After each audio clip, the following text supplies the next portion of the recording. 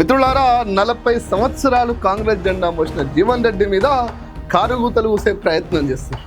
ఈ ఇష్యూని డైవర్ట్ చేయడం కోసం కాంగ్రెస్ పార్టీ సమస్య వస్తే అయితే ఎస్సీలను వాడుతుంది, లేదంటే మహిళలను వాడుతుంది, డైవర్షన్ డ్రామా ఆడుతుంది.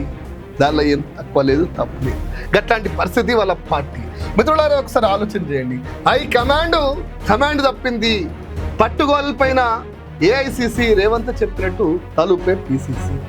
రేవంత్ రెడ్డికి జాతీయ పార్టీ కదా, ఇంకా 28 రాష్ట్రాలను నడిపించుకోవడం కోసం తెలంగాణను ఆర్థిక వనరుగా చూసుకొని రేవంత్ రెడ్డిని వేల కోట్ల రూపాయలు డిమాండ్ చేసుకోవడానికి తెలంగాణలో ఇచ్చిన హామీలు నెరవేర్చమనే హక్కు ఉంటుందా?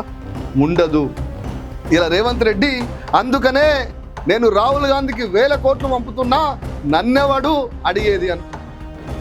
నేను 50-60 కోట్లు ఖర్చు పెట్టి పీసీసీ తెచ్చుకున్నా, నన్నెవడు అడిగేది అని చెప్పేసి రేవంత్ రెడ్డి.